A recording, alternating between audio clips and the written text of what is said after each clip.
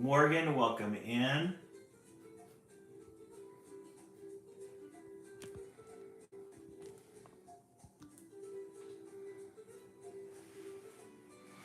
Morgan, how are you doing? Morgan, where are you at in the East Coast? Are you under snow? I'm eager to find out where everybody is and how everybody's doing.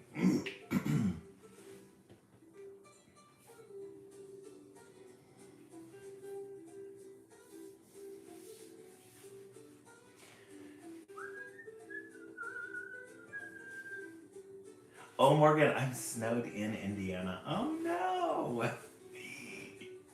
I hope you're doing okay. How many inches did you get?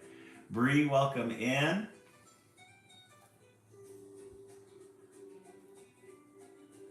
Happy Sunday night, Bree.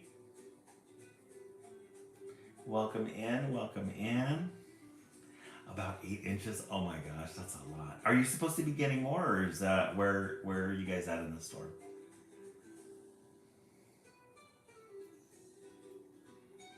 Welcome in, everybody. Welcome in. We'll begin in a couple of minutes. We got a foot here in Jersey today. Oh my gosh, Bree. Bree, how are you managing? Is it a snow week?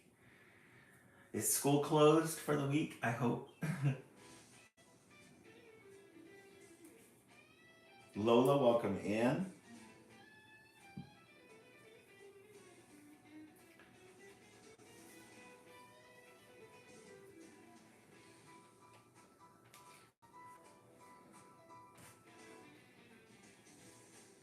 Oh, no school tomorrow? Nice. Lola, this snow is absolutely ridiculous. Lola, where are you at again? I'm so happy to be talking to my East Coast friends to see what's going on. I think that's just about it. Everyone was thinking we could get 15. But yeah, I heard it didn't come as quickly, as fast as people, or as fast as they predicted it. So that's good. We got so much, I don't know about the rest. uh, well, at least you get a nice 3-day weekend. Oh, in Rhode Island. Oh, Lola, that's nice. I'd love to visit Rhode Island one of these days. It's magical, especially during the fall. Probably really pretty over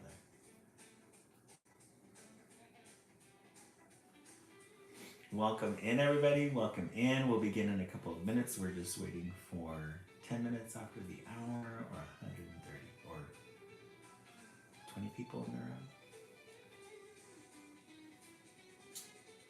We had some cool weather today. It was like in the 60s today. Nothing bad.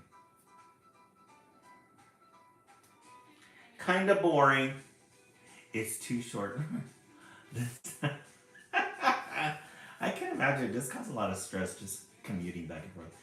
Come during the summer weekend, sit on. Yeah. Oh my God, Lola, that sounds so good. I would love it. Sangria on a boat. Definitely my thing.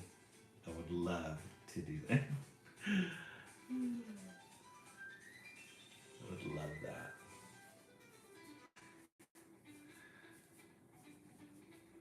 We'll begin in a couple of minutes, everyone. We're just waiting for 10 minutes after the hour, or 20 people. Bree was really good. Was able to catch up on some reading. Did some Joey King things today. Worked on our project for Project Wednesday.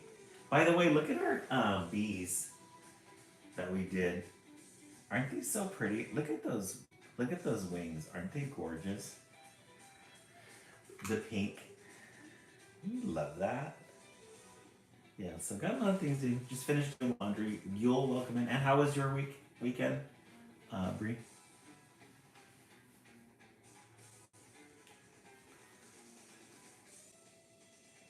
Oh, did you see the video? Didn't those come out really good?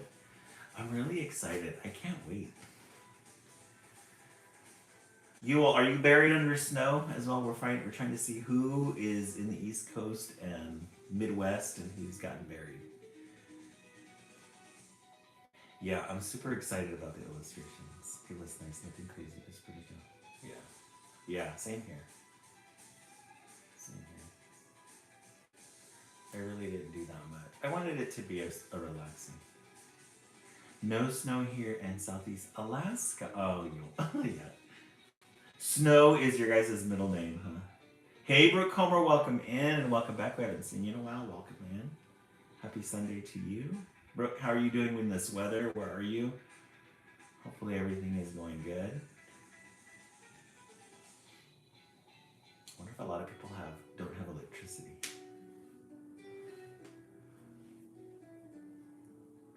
Welcome in, welcome in. We'll begin in a couple of minutes. Thank you so much, Bria. I appreciate that. Thank you, thank you, thank you. I appreciate that. I can't wait to get it out there. Let me set our goal. I'm really excited to I can't wait to get the book out there and then start on the new one. We'll see how it goes. I love making all like the stickers and all the other things. In Virginia, and we got 1/2 inch of snow and ice. Oh, that's not bad. 1/2 inch.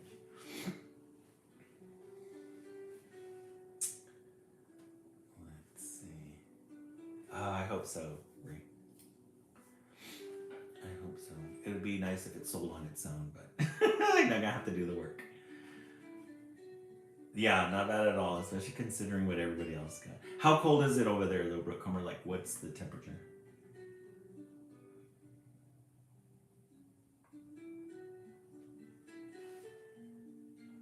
Half an inch of snow and ice.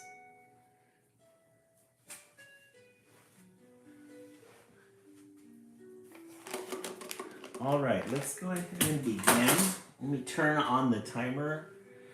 Our goal for tonight, welcome in everybody. I'm glad everybody made it safe out of the storm, that the snow wasn't too bad. 34 degrees and dropping to 12 degrees tonight. Oh, wow.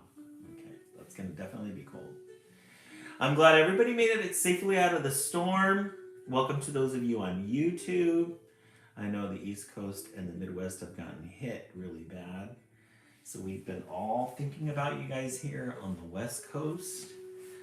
We're gonna start the live with 1 minute of tapping. Our goal tonight is going to be 45K. And let's set the timer. Let's tap, tap, tap, tap away.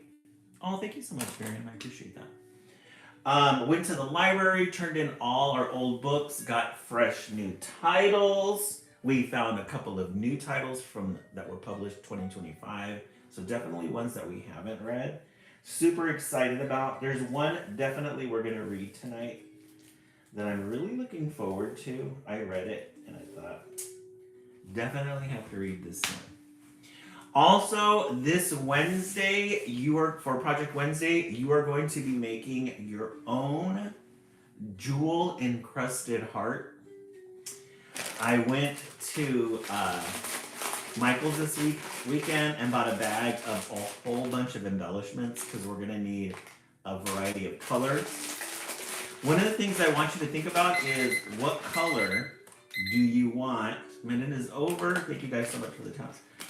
I want to know what colors you guys are thinking of. Do we want to go with a solid? Do we want to go with a pattern, or do we want to go with different colors? I'm going to show you the model that we made. Guys, I'm super excited about this.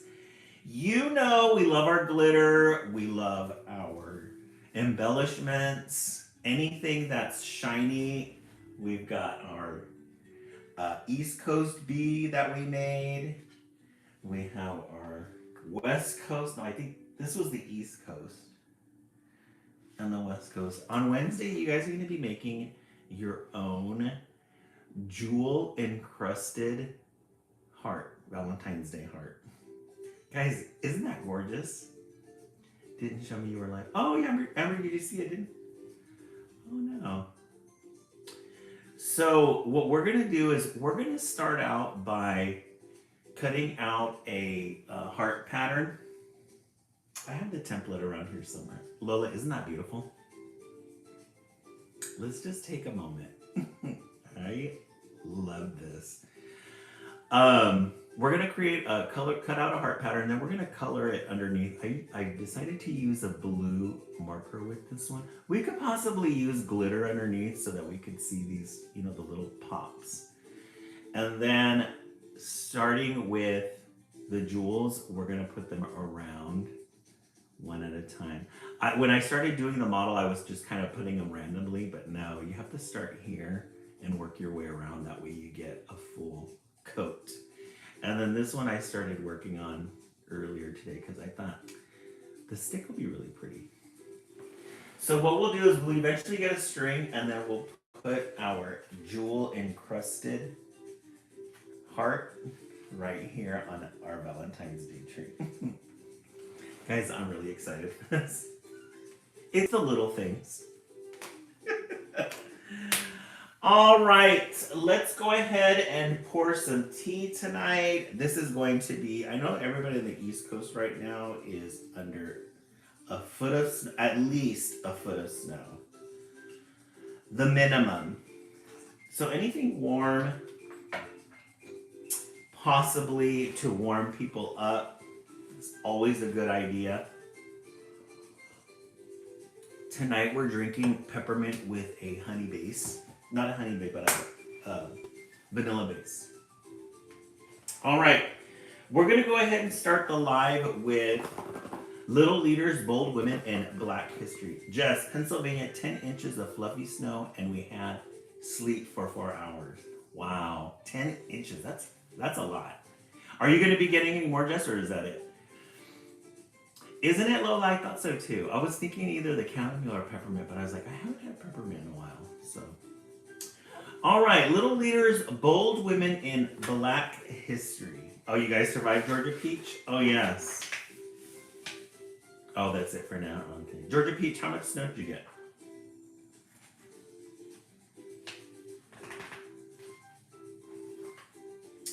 Let's see where we left off, because we haven't been on since Wednesday. It's like a big distance in between. Rosa Parks. Gwendolyn Brooks. I've actually seen the people on the East Coast. Not sure if I haven't been outside by Kenneth. Oh, I really? How come? Why is that, Lola? Was everybody like out and about? Gwendolyn, we're going to read about Gwendolyn Brooks. She was a writer and a poet. 1917 to 2000. Drinking tea, coloring. Oh, really? Oh, that's nice. I love that. That sounds so good. Gwendolyn always had a true love for language. She published her first poem by age 13, and at the age of 16, she got the chance to meet famous Black writers James Weldon Johnson and Langston Hughes, who both encouraged her writing. Johnson became a mentor to her and urged her to read other poets, such as T.S. Eliot and Ezra Pound. Gwendolyn made a name for herself as a writer who focused on the Black experience and highlighted the lives of ordinary Black folks. In 1945, she published her first collection of poems about Black life, titled A Street in Bronzeville, which earned her significant critical acclaim. In 1949, she wrote another collection of poems about the coming of age of a Black woman called Annie Allen. In 1950, it was awarded Pulitzer Prize and the most distinguished literary honor in the country. This made Gwendolyn the first African American woman to win the award. She loved the magic that different writing techniques could produce, so she put all of her technical skills to work. It was a unique piece of writing with complex wordplay and a creative structure. She focused on small, everyday problems to eliminate larger issues and themes such as women's role in society. In the 1960s, she was largely influenced by a group of young writers who had a strong desire to write poems for Black people, by Black people, and about Black people. This affected her style, which soon became sparser and less technical. Gwendolyn's writing was always a reflection of the times and the world around her, and, most important, a reflection of the African American experience. Miss Gwendolyn Brooks, writer and poet. Always a good way to start the live. Thank you so much, Georgia Page. Always a good way to start the live. Always a good way to get the brain warmed up, ready to absorb whatever it is we need to absorb in this hour of literature. Okay, in the comment section, let's see what everybody is thinking. Do we give that a 10? Do we give that an 8? Do we give that a 5? Let's go ahead and set the timer for 1 minute. I'm going to set the timer for 1 minute. Our goal tonight is going to be 45K. I think we can do it. Bree, at 10. We're at 6,000 right now. We're halfway there. We haven't even read our first book yet. Georgia Peach, no, I just drink it regular like this, but I do put honey in it. I haven't tried a cold foam. I gotta try that. Wonderful World, exactly. That's why we're reading it. 10 out of 10, so thoughtful and empowering, especially for life right now. Yes, we can't forget our history. I found a lavender creamer and cotton candy cold foam. Oh, Georgia Peach, that sounds really good. Where did you find the lavender creamer at? Anything lavender, I love it. Food, ice cream, scents. Oh, at Walmart? I'm gonna have to look for it. Okay, as I said earlier, went to the library over the weekend, turned in all our old titles. We got new, fresh titles. We're super excited about some of the books that we found because looks like the libraries, the local one, has been stocking their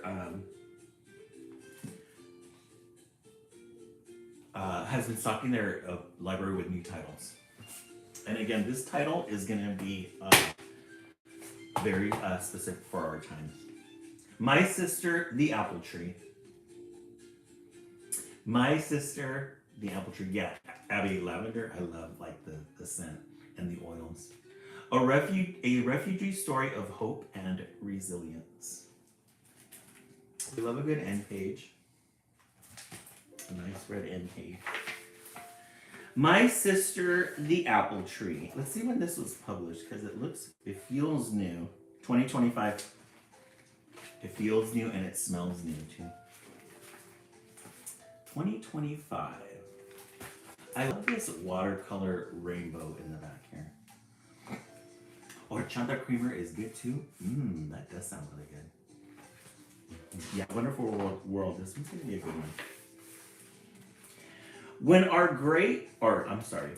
our goat Dottie gave birth to twins, the people of our village were astonished. Everyone loved them, and I loved them too. The twin goats played together all day. They were happy. I wanted so badly to be with them, but they just ran away playing. So very interesting opening. A story about goats, twin goats. People in the village all gathered together. There are the goats.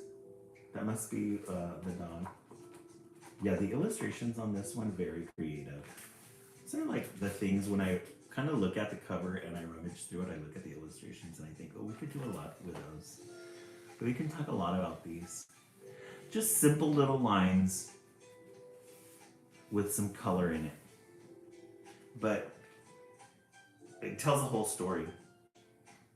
Simple illustrations, but it goes along with the story. And then look at the faces, they're distorted. They're not really perfect faces. Some just have dots for the eyes. This woman here has actual eyes. The other adult here, but this one's got dots.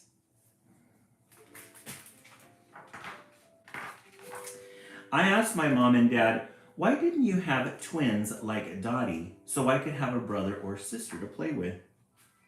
My mom and dad laughed, then held me close. On the day you were born, my mom said, we planted the apple tree in our front yard. You and the apple tree are twins. The apple tree is your sister. I love this story already. So the main character asking why didn't they get twins? Like the goat Dottie. And then mom said, well, we planted this apple tree when you were born. So basically your sister. Very interesting. That night, I couldn't stop thinking about my sister. How will I talk to her? How will we play? What about snacks? Does she eat snacks? Is it too cold for her? Does she get scared at night? I walked outside in the moonlight and gave my sister a blanket. I'll be back in the morning, I said. I slept with the window open and listened to my sister's leaves snore in the wind.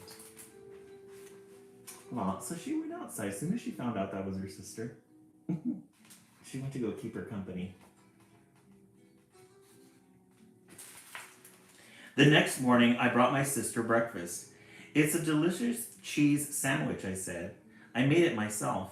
I also brought a glass of milk. So he's enjoying his sister, the apple tree. Isn't it wonderful world? It's great, huh?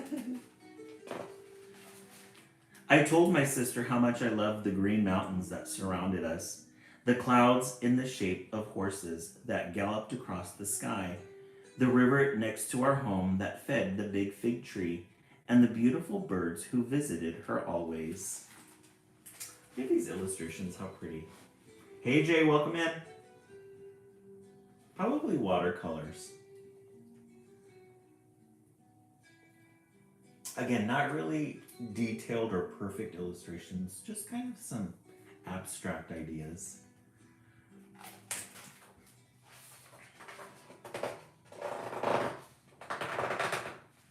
Day after day, I put toys on her roots, and we played together.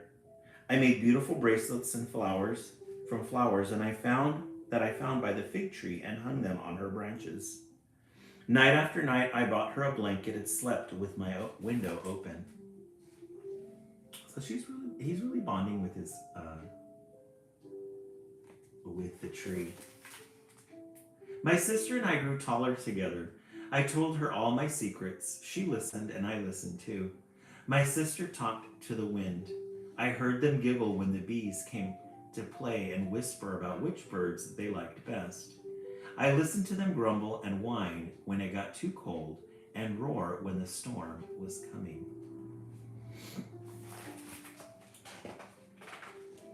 One day, I saw helicopters in the sky.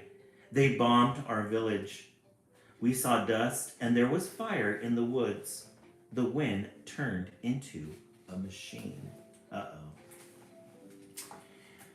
So here we have a peaceful village, people just minding their own business, and then you get these evil helicopters dropping and these tanks coming into the village. And there they are, the mom grabs, I haven't been paying attention, is that a boy or a girl? The main character, but just got swept away by the tree. Grabs the daughter away.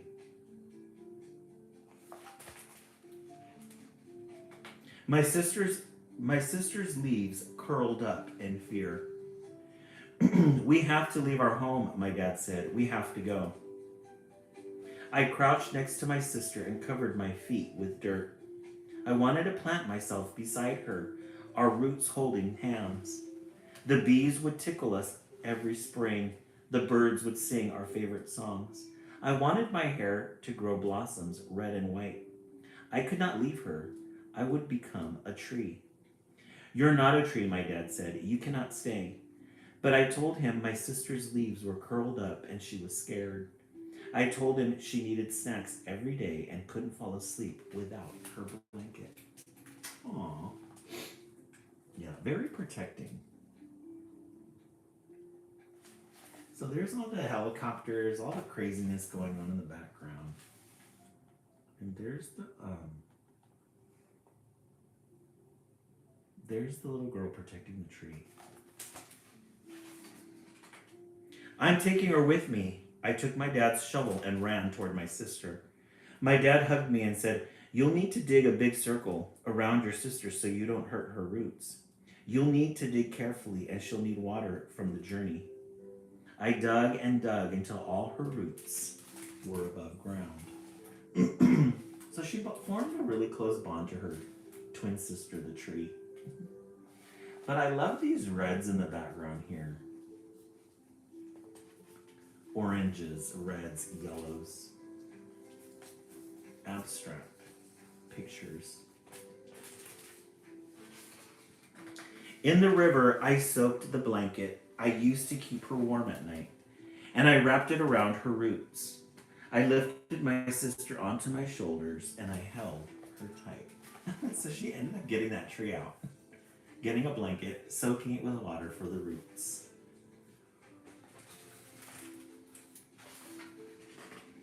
We walked and walked through dust and fires, through loud, scary noises.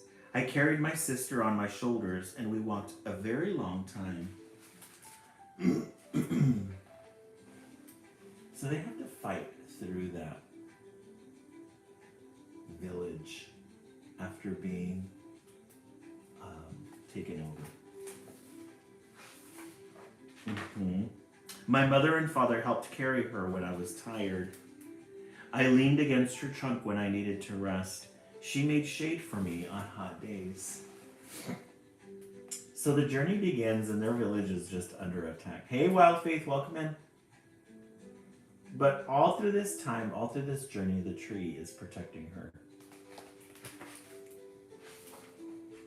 I carried my sister on my shoulders and onto a plain where I left our home forever. So she got on a plane, she took her tree with her.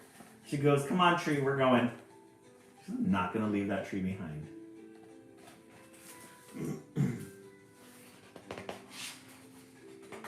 We live in a new country now. The air is colder, the ground is harder, but I've made a place for my sister to grow.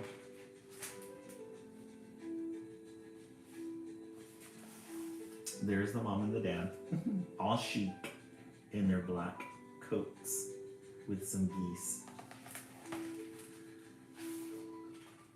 In our new home, my sister grows taller and taller. She's made friends with the sky. Her blossoms are the same color as the sunshine. She knows the names of all the new birds that land in her branches. I love how this tree is like a character in the story. The tree was saved, replanted into a new place. Yes, wonderful, very poetic. And has been given an opportunity for a new life, just like them. Sometimes I miss my home so much. I wanted to say goodbye, but the helicopter wind took my words away. I'm so far away now, I don't know what to do. I wonder where they landed. Are they here in America or are they in another country? Oh, really, Bree? Hey, Christina. Christina, how are you doing? Bree, I'm sorry to hear that. Christina, are you okay? Where are you at? What's going on? What is going on in Michigan? I know Christina, I think, has gotten the worst of the storm, the winter storm. I go to my sister and tell her everything. How I miss my green mountains, my galloping clouds, my Dottie, my twins, my river, my air, my fig tree, my sun. How I wanted to say, goodbye, I love you, I'll see you again. My sister listens and talks to the wind. I hear my words fly off her leaves into the air. It's going to start again and snow for the next 3 days. Yikes, Christina. Christina, how's everything around the neighborhood? Were they able to clean everything up? Have they gotten to that yet? Electricity grid doing good? Anybody experience any power outages? Across the ocean and back to my home. Yeah, she misses where she used to live at. That night, from my bedroom window, I watch my sister play with the snow that lands on her branches. And I smile. She's getting acclimated to her new home. Still have electricity permit. Oh, good. Oh, good, Christina. Excellent.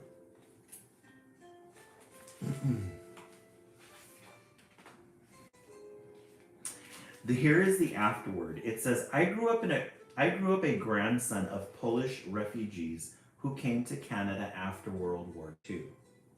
During the war, my baba, my grandmother, was interned in a forced labor camp. And my grandfather, an engineer in the Polish army, spent much of the conflict in a prisoner of war camp. My mother was born in a refugee camp and immigrated to Canada when she was 3 years old. In Canada, my baba and my mother lived in a renovated kitchen coop at the end of the Barnett Highway in Port Moody, British Columbia. Wow, in a renovated chicken coop. I was born after my family had moved to Canada, but the stories of their journeys rang through our home like a chorus of bells. The tales of pain, trauma, hope, and resilience inspired me. As a child, I dreamed of helping them during their hardest times, but I knew it was impossible.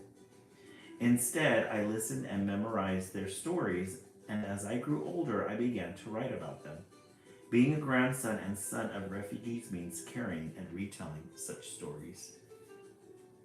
One day when Jamal and I were writing this book together, he said something to me, first in Arabic and then in translation. The heart on the heart. I thought about what Jamal said for a long time, and honestly, I'm still thinking about it. What does heart on the heart mean? I understand this. I think about what happens when you hug someone really tightly and can feel their heart beating against yours. Is that how hearts communicate? I wonder if Jamal meant that when we worked on this book together, sometimes across many miles, our hearts were talking to each other about what our families went through during war and migration. Wow. Really good book. Victoria, welcome in. My Sister and the Apple Tree.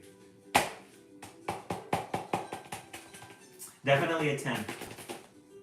Definitely a 10. Good storytelling. I love the fact that it's based off a memory of somebody's childhood and the simple story of migrating from one country to another and wanting to keep the apple tree. Yeah, that was a sad one, huh, Georgia Peach? I agree. But really good, though. Really good. All right, in the comment section, let's see what everybody's thinking. I give that a 10. I give it a 10 for good storytelling, good pictures, illustrations. You know, you have to have really good illustrations to back up a story like that. You're right, Georgia Peach is a sad story, but good illustrations make it happy, like an apple tree. All right, in the comment section, let's see what everybody is thinking. Why was I tearing up over apple tree? Right, Georgia Peach? It's the times right now. We started the live with Little Leaders, Bold Women in Black History, and then My Sister, the Apple Tree. Definitely one.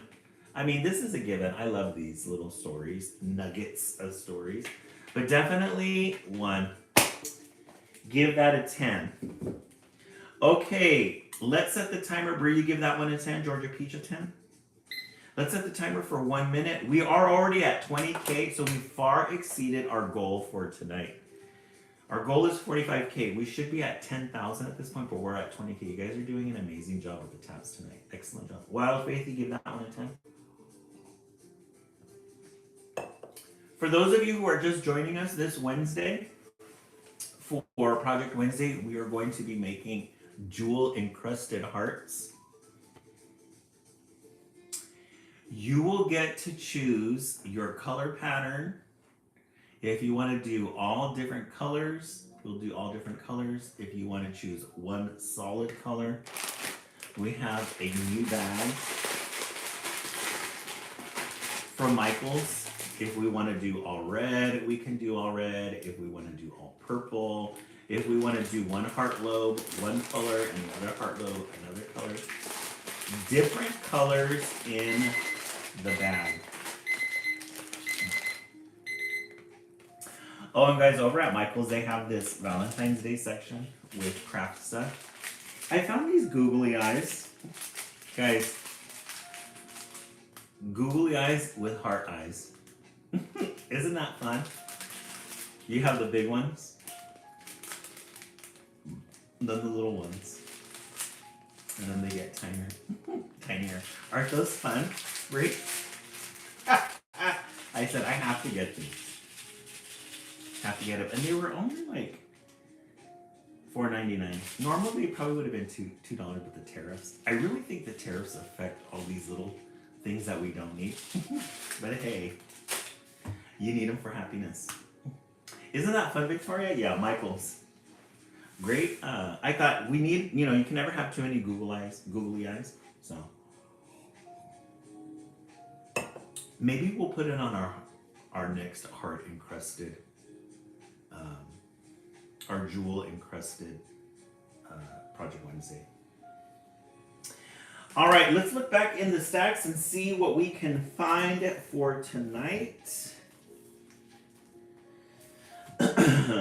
There was one in here that I'm specifically gonna look for because I think it's a new one.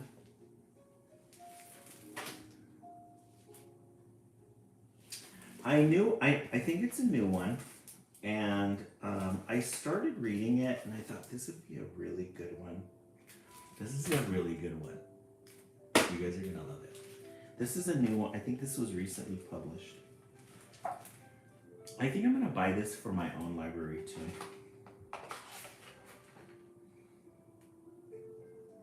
It was published 2021.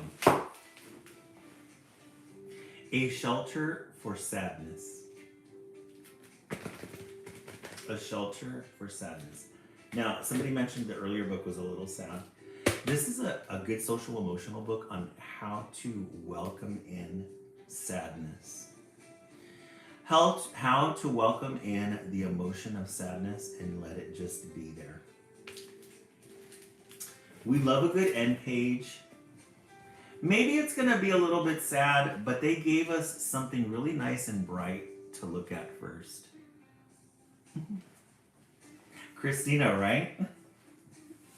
Bree. No, I just think it was the section that I was in. I think it was the section of the library that I was in. Maybe I was in the social emotional area. Yeah, Christina, the diamond art, I get it. A Shelter for Sadness.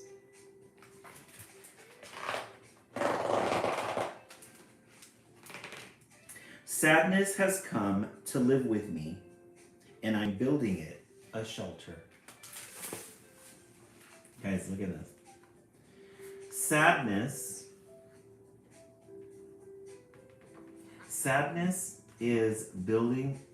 has come to live with me, and I am building it a shelter.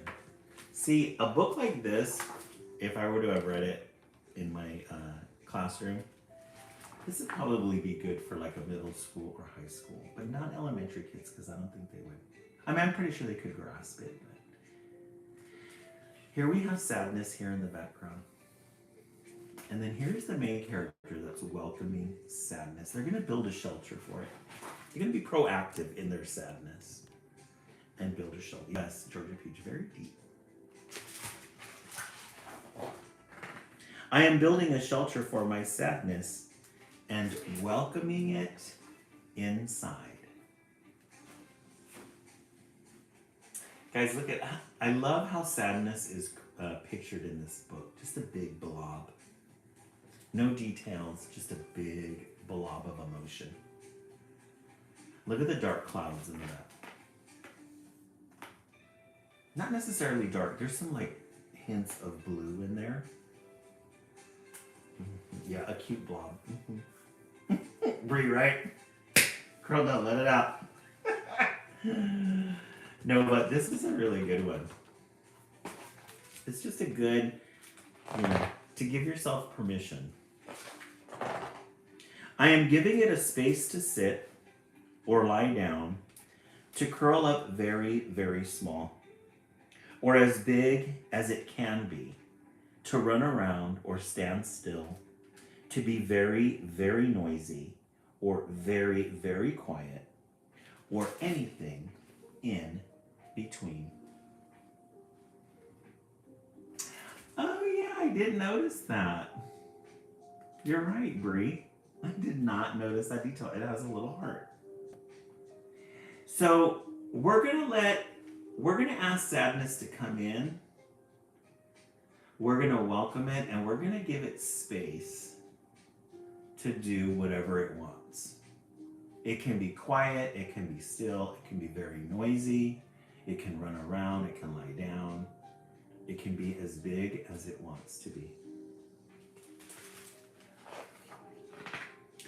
In this shelter, my sadness can turn to the wall or look out through the window.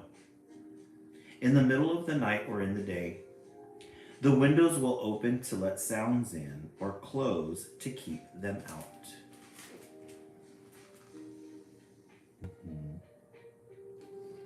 So sadness can turn to the wall or look out through the window. Look at it's looking at its reflection in the window.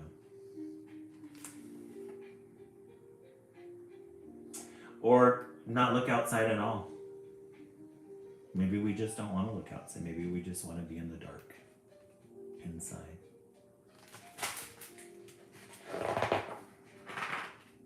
The shelter I built for my sadness will have light from the sun or from the moon and stars. But the windows will have curtains that my sadness can draw when it wants to, and light, if it wants, from candles or lamps. Giving it permission to do and to live and to exist. Lots and lots of light, or no light at all. My sadness can sit in darkness if it wants to, whatever it feels like. So we can bring in lots of light to our sadness if we'd like to. Or we could sit in the dark. Whatever it feels like. Although I think light kind of helps.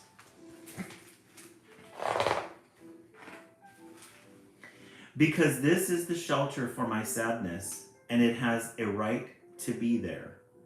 And I will make my shelter strong, so that in winter my sadness will be safe against the storms. Oh, does it, Bree? Being in the dark helps. Hey, Angel, welcome in. And here we have we're in the thick of it. We're in the thick of the sadness. We're right in the middle of it, right in the middle of the muck. And there's sadness right there in the little shelter. It's a dark, cold, rainy night. We love a good moon in children's literature. Whether it's sad, whether it's happy, you always have to have a moon in children's literature.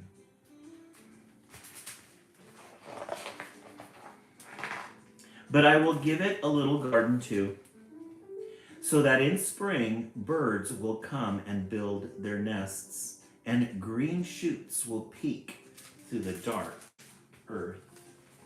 Look at that picture. We went from dark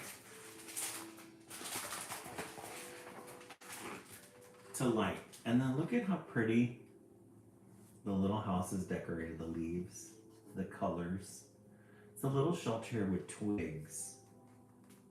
The birds making nests. Everybody else is allowing the sadness to be there. Hey Nova, thank you so much. Everybody else, the birds are going on with their day, making nests. It's spring. Yes, beauty after the storm. And green shoots will peek through the dark earth. I knew this book was going to be a good one when I saw it. In summer, roses will bloom and their scent will steal it under the door. And my sadness can open the windows and breathe in and smell them, if it wants to. Oh, Angel, thank you for letting us know. Yes, let us know what's going on. Did you finish it, Angel? In summer, roses will bloom, and their scent will steal under the door. And my sadness can open the windows and breathe in and smell them, if it wants to. It's got little hands. It's got the little heart there.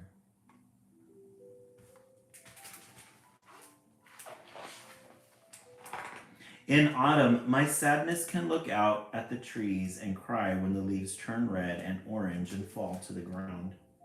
Or it can go out and run through the leaves and hear the sounds they make.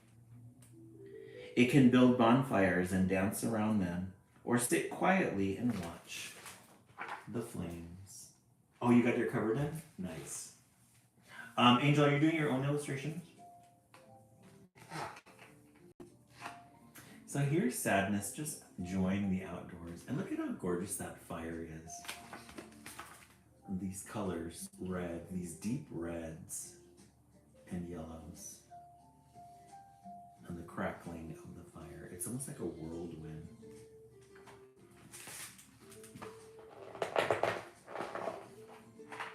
Anything it needs to.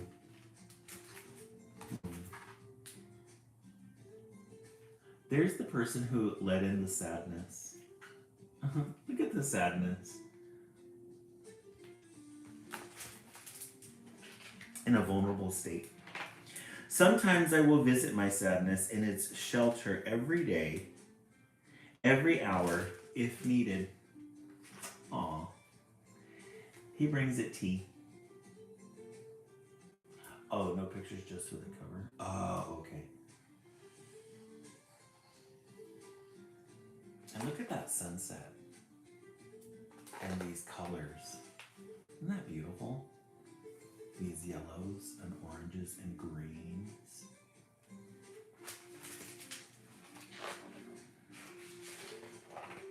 Sometimes we will run into each other's arms and hug and cry and talk. Aw. Look at the little heart. The colors in this book are really pretty. Very impressive. And sometimes just sit next to each other, saying nothing.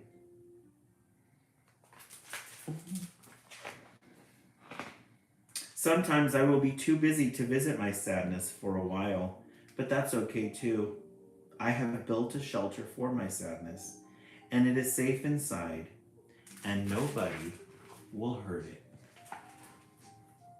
So it looks like he's having a joyful day. And he remembers his sadness. Look at the leaves falling.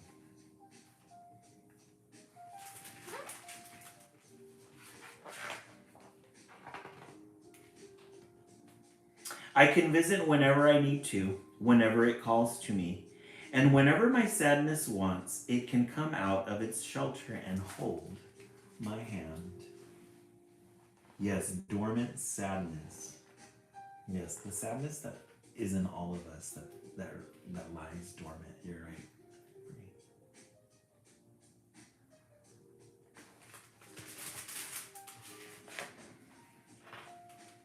And we will look out at the world and discover how beautiful it is together. I'm just in love with these pictures. Isn't that gorgeous? Sadness. The end. It says Anne Booth worked in many roles before becoming a children's writer, from teaching English in Italy to organizing arts and crafts in a nursing home. Now Anne writes highly acclaimed children's fiction in picture books. Girl with a White Dog was shortlisted for the Waterstones Children's Book Prize and nominated for the Carnegie. Anne lives with her family in a charming village in England. Follow her on Twitter. A shelter for sadness. Yes, Georgia Peach. Definitely a 10 out of 10 on this one. Somebody who knows sadness, somebody who's experienced it, and they know how to navigate it, they know how to manage it. Shelter for sadness. In the comment section, let's see what everybody's thinking. You guys are getting really good titles tonight. Top tier titles tonight. Tonight is a top tier title night. All right, we started with Little Leaders, Bold Women in Black History.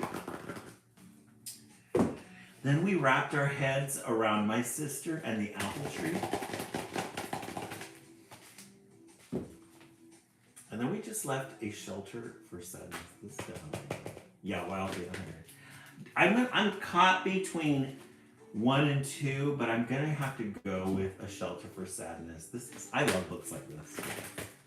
How to navigate feelings, and you can replace sadness with any emotion in a book, just like this. This is great. I'm gonna take this to work, read it to some of the kids, because they need to know about it. Especially middle schoolers, they're a big heap of emotion. Amber UGC 1, 3, and 2. Wild Faith 3. Bree 2 for sure. And then Georgia Peach 2. I agree. I definitely agree. All right, let's set the timer for 1 minute. We are well above our goal of getting to 45K. We're almost there, and we're just 2 books in. So let's set the timer for 1 minute. Let's tap, tap, tap. Let's see how high we can get tonight. For those of you who just joined us, this Wednesday is Project Wednesday. We're going to be making jeweled encrusted hearts. I keep showing it just because I like to say the word jewel encrusted. We're going to be making jewel encrusted hearts. I want you to be thinking about what colors you want to make for the East Coast. Bree, silly, huh? Amanda, it's fun, huh? All right. Let's look back in the stacks and see what we can find. Let's find a happy book. We've delved into the sadness. We've navigated the sadness. Let's see what titles we have in here that will help us with some joy. Okay, I saw this one. I'm not sure which way this is gonna go. Delana Armenta, not silly. I know, right? Jewel encrusted. We're gonna read The Invisible Parade. Definitely a new one. This is a fantasy one that we haven't read. But for those of you who are big fantasy lovers, this one's got the illustrations on this one are gorgeous. You're gonna love it. It's the first time we've ever read something like this. Look at this end page. Top tier illustrations. They're coming out with some really good. And so those look like they would be leaves on a tree, but they're birds. They're silhouettes. Silhouettes of trees. The Invisible Parade. Crows, as a matter of fact. Wild imaginations for these illustrators.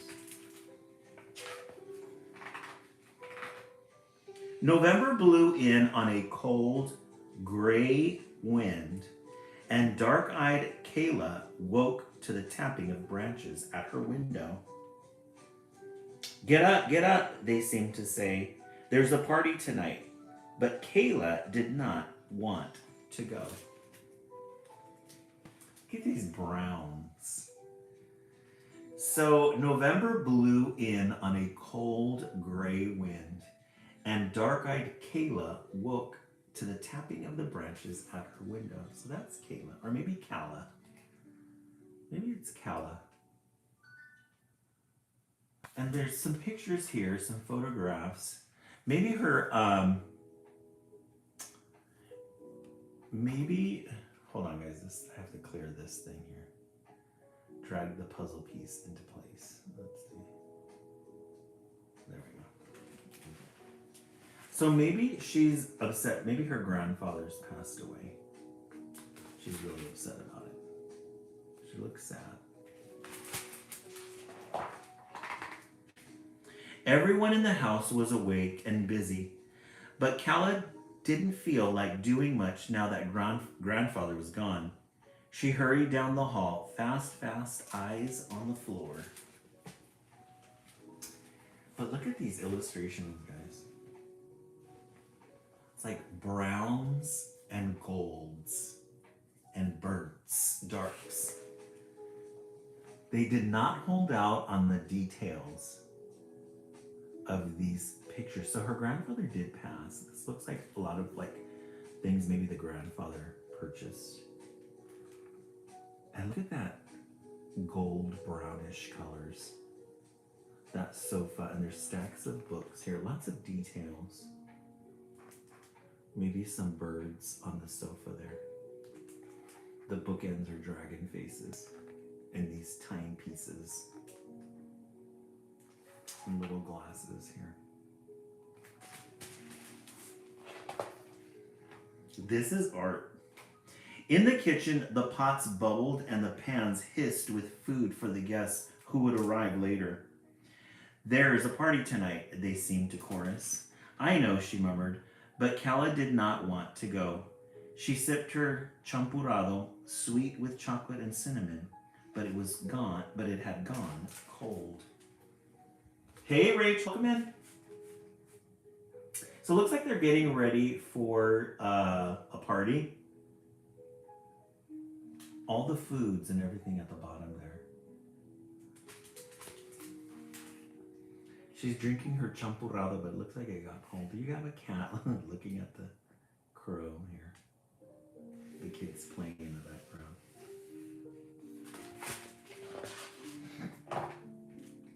Everyone in the neighborhood was getting ready for the party. Everyone knew somebody on the guest list. At the bakery, they brought special bread for the guests, and some for you too, said the baker. The loaves were scented with orange water encrusted with sugar. They were still warm. Thank you, Kayla said, but she wasn't hungry. All she could think about was her grandfather. Yeah, champurrado is really good, huh? Guys, look at all the breads.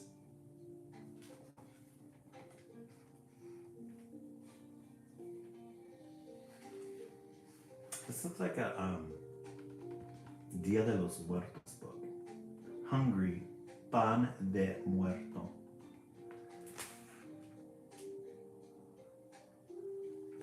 I love her little skeleton outfit thing.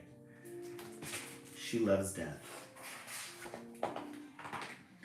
And at the flower shop, they bought bunches of marigolds. The flowers looked like a sunset, all orange and yellow.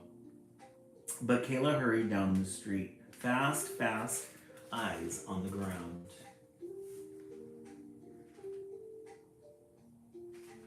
So she's walking. She trips over she's looking at this flower. She knocks into this lady. The lady falls, she gets up. And she goes and gets back together with her mom. All day, Calla's family prepared for the party. Papa built the ofrenda. Grandmother chose grandfather's favorite hat to place it on. Calla's brother and sister painted sugar skulls and argued over grandfather's favorite songs. Mama arranged the flowers. When night came, it was time to go. Again, all the details here. The masks, the portrait of the family, the marigolds. Because the marigolds are like those brown, those burnt orange colors. Isn't it beautiful, Marie? I agree. The illustrator took a lot of time to do that. And then the lifelike pictures.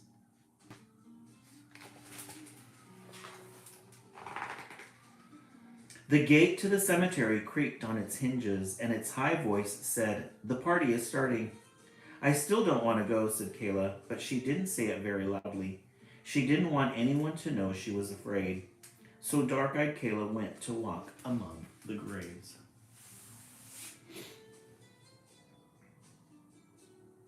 Look how pretty that is. It's like the big snake, and there's the snake's head. The dragon faces, the silhouettes of the trees and the orange coming up. And there's the opening of the gate. Nothing lacks detail.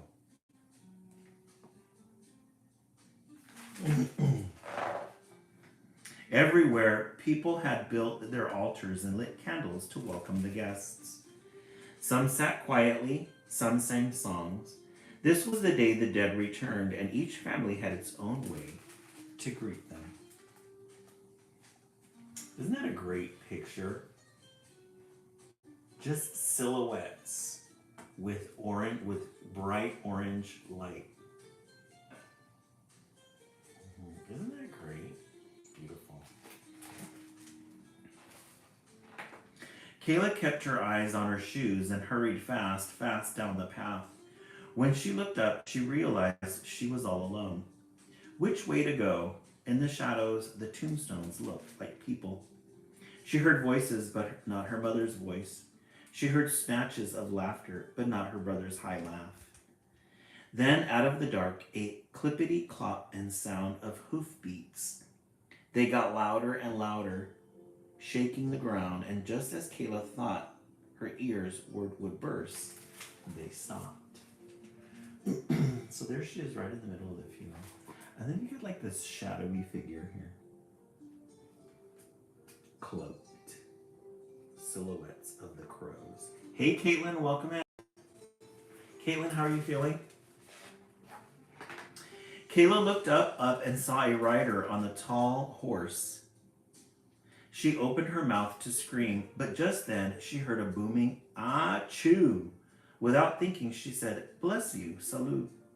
Then the horse sneezed. "Salute to you too," said Kayla, just to be polite.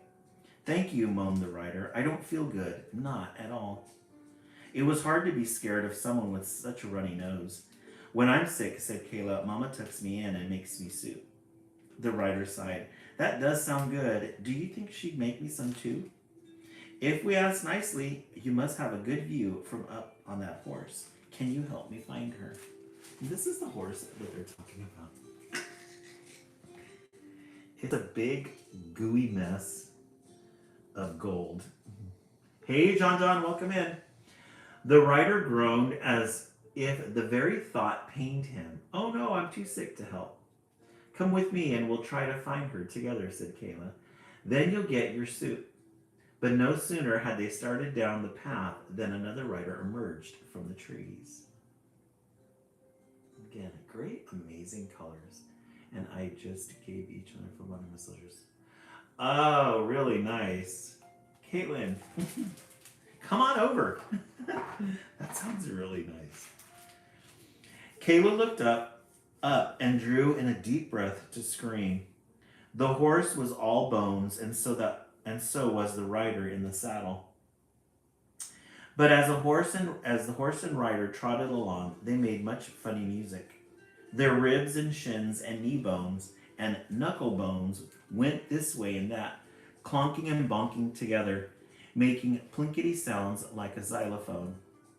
They looked so silly, Kayla couldn't be afraid anymore. "Hello, hello," said the skeleton rider on the skeleton horse. "I see you've met my brother."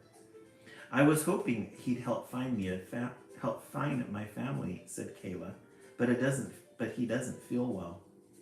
"He never does," sighed the skeleton, the wind whistling through his rib cage. "But I can't help you either. I'm too hungry." "What would you like to eat?" she asked nervously, afraid he might say, "You." And there's the one that followed through. I love this color in the background here. Like purple color. "Cakes and pies and empanadas," cried the skeleton. "Chicken with mole and peppers with walnut sauce. Cinnamon candy and creamy custard. Dough fried up golden and smooth in sugar." He went on like that until Kayla said, "My grandmother is the best cook in the neighborhood. If you come with us, I'm sure she'll feed you." The rider clapped his bony hands, but they barely set out before a third rider came galloping through the trees. Lots of traditional homemade foods, breads, desserts. Brittany Kellen, thank you for the follow. I really appreciate that. Kayla looked up into the grumpiest face she had ever seen. Storm clouds swirled around his head like a wild-brimmed hat rumbling with thunder. As scary as he seemed, Kayla wasn't quite so frightened this time.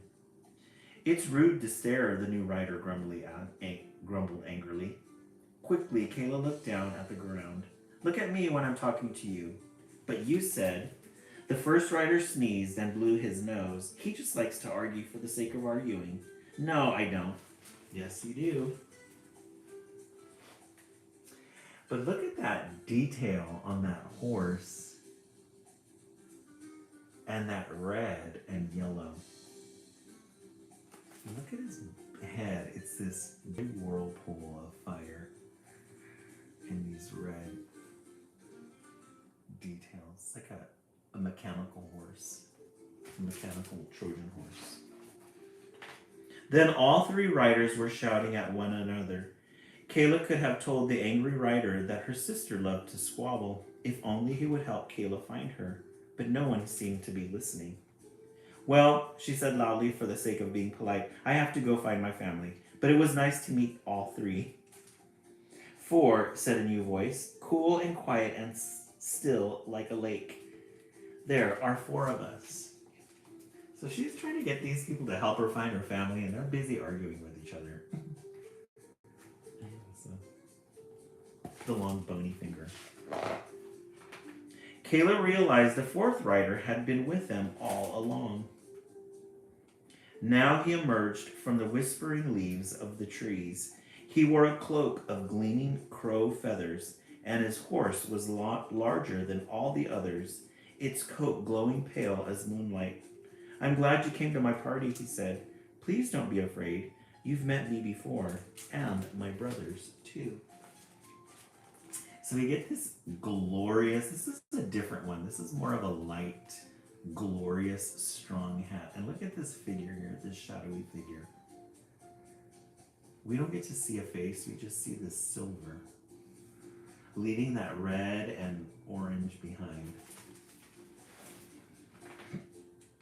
That's right, said the first rider with another loud achoo. You met me outside the flower shop, but you hurried off. Kayla remembered the woman she bumped into. Had the rider been her? Sick means feeling tired and weak and having aches all over, Kayla said. It's terrible. Sometimes sick is scary, said the sniffling rider between sneezes.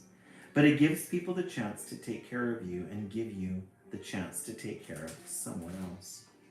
That was true. Hadn't she promised the rider some of her mama's special soup? The soup was good, but the special part was being tucked in by Mama and listening to the sounds of her voice as she sang Kayla to sleep.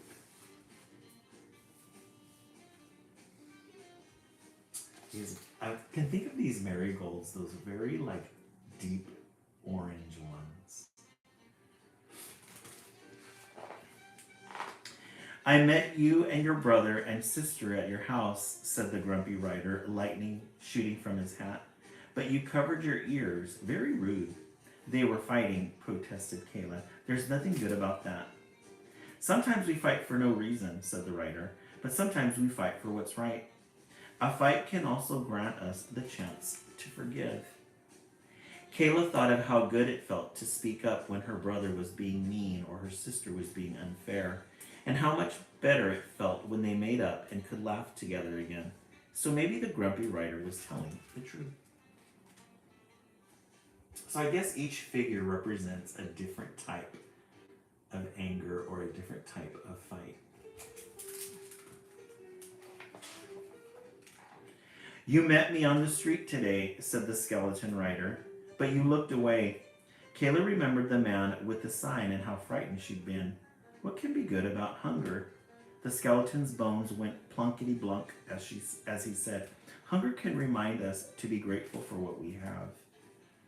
Kayla thought of all the foods they prepared for the party, the champurrado in her cup, and the coins her mother had placed in the hungry man's cup. It felt good to share what they had with others.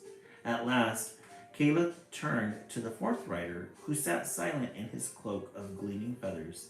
And when did I meet you? So a very interesting story.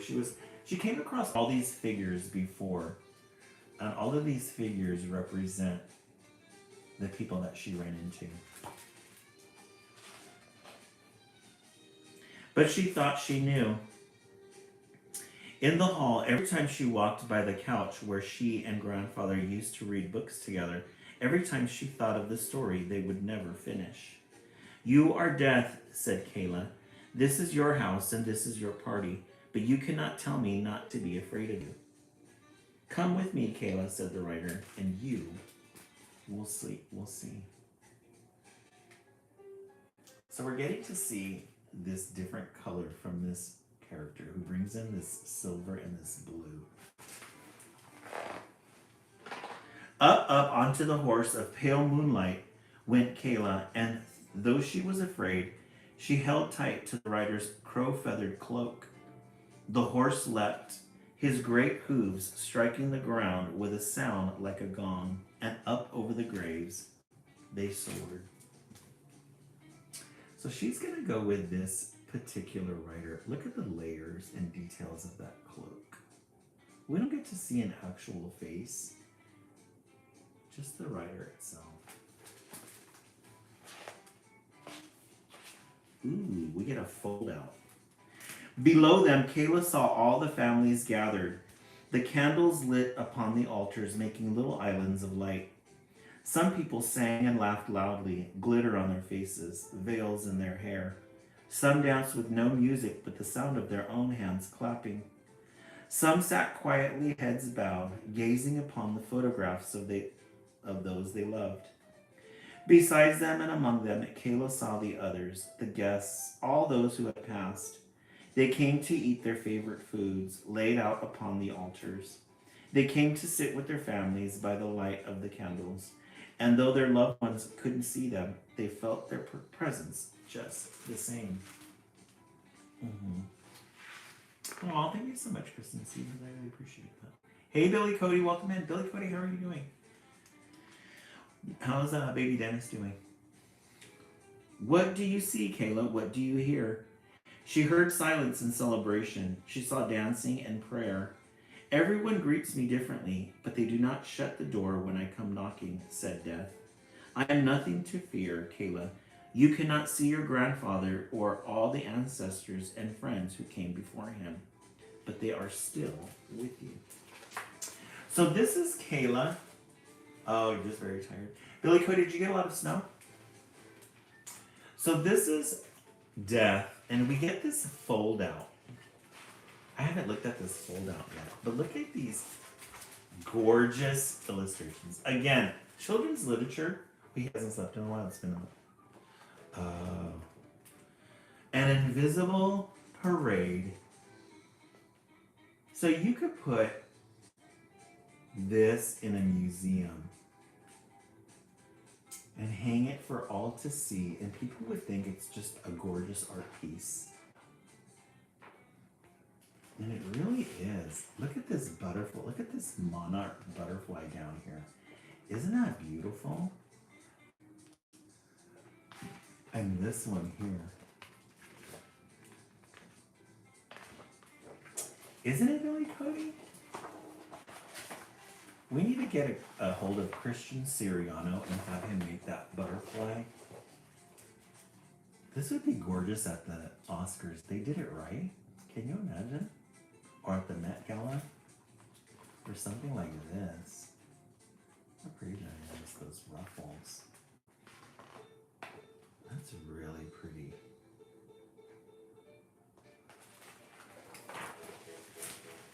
That's really cool. It was hard to say who might be the living and who might be the dead. All danced together and none were afraid. Kayla saw her family at last, her brother and her sister, her mother and father and her grandmother, and there her grandfather wearing a very fine suit. Grandfather will never finish reading me his story, Kayla said quietly. You must read it to yourself, said Death. Next year you will help cook his favorite foods, and place flowers on the altar and light candles so that he can find his way back to you. Then you will tell him all about how the story ended. We love a good silhouette moment.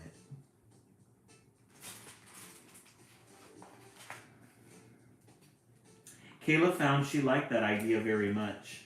Dark-eyed Kayla thanked the writers one by one.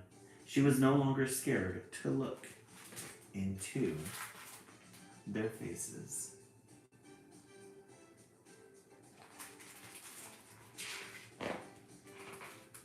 Come, she said to her friend Death.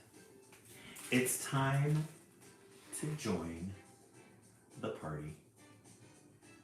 This is very fantastical. The end. The Invisible Parade. Story a little bit long, a lot of details. I give the story an 8, but 10 definitely for these illustrations. Joan Paccio. Paccio? Paccio. Definitely a good book. A little bit long. A little bit long, but I think it was well worth it. Really good titles tonight, guys. We started out with Little Leaders, Bold Women in Black History 1. Yeah, it was a long story on Georgia Beach. Wild Faith is out. I love it. Then we read My Sister, The Apple Tree, too. Oh, thank you so much for that, Rose. Thank you very much. Amanda, I love that. That's gorgeous. Thank you. Then we read Shelter for Sadness. And then The Invisible Parade.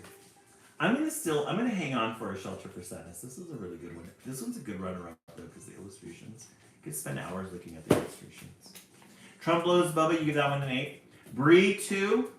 Let's set the timer for 1 minute. That one was a little bit long. We kind of went a little bit over time. That's fine. We still have one more title to read. Let's set the timer for 1 minute. You guys are doing a fantastic job with the type. We far exceeded our goal for tonight. We're gonna set the timer for 1 minute. Let's tap, tap, tap, 53K, 1,000 likes. Our goal tonight was 45K. You guys far exceeded it. Excellent job. For those of you who just came in, our project for Project Wednesday is gonna be a jewel encrusted heart. We're gonna take a heart template and jewels and make a jewel encrusted heart. Love it. All right, our last book of the night. We're gonna have to make this one short because we're gonna go. This one looks like a good one. This one's called Giving Good. Giving Good. A good way to end the live. We had some very deep, heavy topics tonight. Giving Good. The old rusty car rumbles up through the snow, and a dark figure steps out into the weather in a weathered navy coat. Daddy gives me a smile under his crown, a frayed black knit cap. We gotta go. It's the school night, and our time is precious. He gives Mom a short smile, too. Daddy's always giving good. Aw. Is he going to pick up his son? Maybe this is a divorce family. We roll out into the icy twilight. Only old houses witness us. Daddy's eyes go deep. Bad stuff happens sometimes. Doesn't matter what he did or didn't do. Daddy just got hit hard. I don't know what to say. I'm just a kid. I don't have the words in my library yet. He always protects your feelings. Daddy always giving good. Oh, okay, so Dad might have made a mistake. Up in Daddy's room, we flick the light on and get to work. Daddy leaves his hat on his crown. The model plane takes up most of the room. Dad conducts, move pieces like playing piano keys. I help. The room seems warmer now. I collect the balsa scraps. We pass glue and tools back and forth. Soon my stash of balsa is enough to start my own model.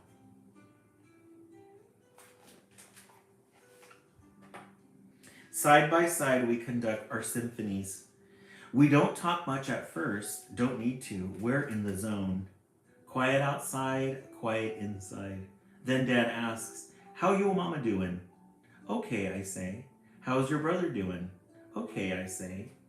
"How you doing?" "Okay, I guess." But my stomach feels dizzy, always. I think he knows. Okay, so we're dealing with a divorced mom and dad. I think this is one of our first books about divorce, or one of few. More quiet. Dad watches me now. My model comes to life. "That's one of them starships you like." Knowingly, he grins. Knowingly, I grin back. "Yeah, from our movies this summer. You remember." His smile swells, stoked by the warm memory. So they're having a moment together. In a cold room upstairs at Grandma's house, it's summer again. We are in the movies. We are at the movies. There's no bad stuff, just us. Our laughter does the talking now. "Yeah, I remember," Dad says, chuckling. "I remember waiting in line all day for them tickets, catching mosquitoes and sunburn, and you grabbing the front row seat." Nah, you gave me the seat, Dad." I correct him, giggling. "Besides, you know you wanted to see that movie anyways." "It was all right," he shrugs and wipes tears from his glasses. Oh, Christina, my mom and dad are divorced. They got divorced when I was in elementary school. Oh, that's a while. Been a while. "Seriously, you thought it was just all right?" I ask, thinking he's fooling me. "Yeah, it was all right." Daddy returns his glasses to his face. Thinking I got him now, I ask, "Oh yeah? Why did you take us then?" Without just, in his simple, silent, sober way, he says, "Because you liked it." I love how he's light skin colored with blonde curls. I don't know what to say. I'm just a kid. I don't have the words in my library yet. He laughed, soaked my cheeks, and they are still aching. Daddy's always giving. Good. He's maintaining a relationship with his son. I don't want to talk about my feelings. Just rib about other stuff. Stuff that don't matter, that really does. He knows what I'm really talking about. I'm scared for him, for me, for us. Ribbon does the talking now.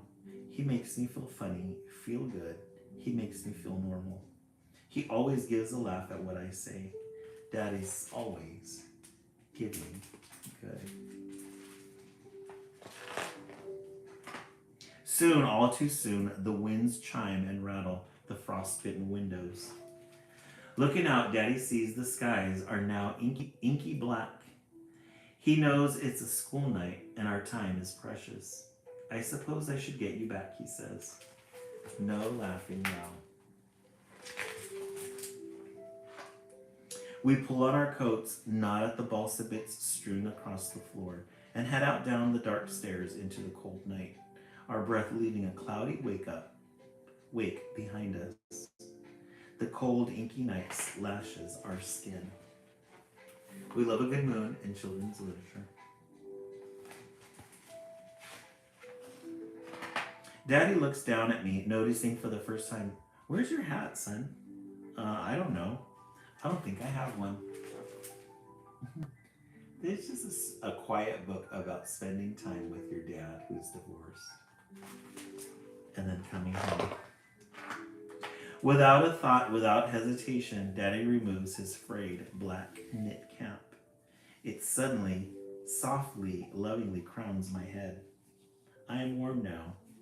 Daddy's always giving good. Takes his hat off and gives it to his son. But wait, now his head will be cold, I think. Hearing my thoughts only answer. He didn't care about his warm. He cared about my warm. What do I do with this thought? I hesitate. Only us now. Only old houses witness us. I don't know what to say. I'm just a kid. I don't have the words in my library yet. Look at those details.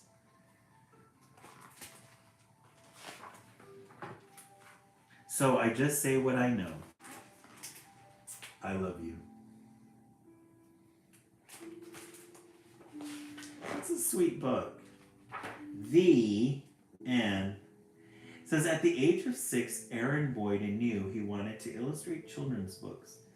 After creating illustrations for dozens of books, he now tells the whole story as both author and illustrator for the first time. I guess it's a picture of him and his dad. It looks very much like them. Isn't that cute? I love that. The end. Giving good. A good way to wrap up the live. We've had a lot of heavy, deep topics tonight, but that's kind of nice though, because it just shows that children's literature, you can have funny, goofy, whatever. You can have deep, gorgeous illustrations, art. We started Little Leaders, Bold Women in Black History 1. We followed that up with My Sister, the Apple Tree, a refugee story of hope and resilience. Definitely. We delved into the social emotional, A Shelter for Sadness, definitely a good one. We then rode into fantasy with An Invisible Parade, the Invisible Parade, gorgeous illustrations. And then Giving Good, a dad and son relationship. In the comment section, let's see what everybody is thinking. Definitely, I'm going to go with Shelter for Sadness. I really like, though, The Invisible Parade because of the illustrations. What is everybody thinking? Bree, number 2, I agree. Amber UGC, Giving Good. Yeah, that's a good story. Wild Faith 3. Thank you guys for the 60,000 likes. Our goal tonight was 45K, and you guys went 15,000 over, above and beyond. Excellent job, everyone. Excellent job. Remember that this Wednesday, we are going to be doing a Project Wednesday. We're going to be making heart-encrusted, jewel-encrusted hearts for Valentine's Day. We do have a bag full of joy to choose from, so we'll be looking forward to that. I did want to save this news for the very last before we sign off, guys. Guys, I have bad news, sad news. Our Prince Lizzie Fish, he passed away on Friday. When I woke up on Saturday, I went to go feed him, and he was floating at the top of the tank. I'm so sad. Our Prince Lizzie Fish has gone to fish heaven. Right now, we just have we still have the aquarium going. We do have the plants, so we're gonna keep it like that. I know, right, guys? Very sad. I don't know what happened. He looked a little bloated, but I thought he's the only fish in the fish tank, so I don't think he could have gotten anything. But you know, and I also did my research too. They don't last the betta fish. They don't last that long. We had him for a good 6 months. We had him since June, so he did really good. So bad news. So we're gonna be doing some research. I'm thinking we might get some goldfish next. Maybe some goldfish since they're a little bit more durable. But let me see what's out there. Let me see what we can find. Yeah, he lived his best fish life. He had really good water too. Good water, good food. I'm sad. Alrighty, friends. Thank you so much again for the 60,000 likes. If you are on the East Coast, have yourselves a good night, and you're getting ready for bed, have a good night. If you are going to stay up late with us, we'll be back on again in about 30 minutes for the West Coast feed with all new, fresh titles. And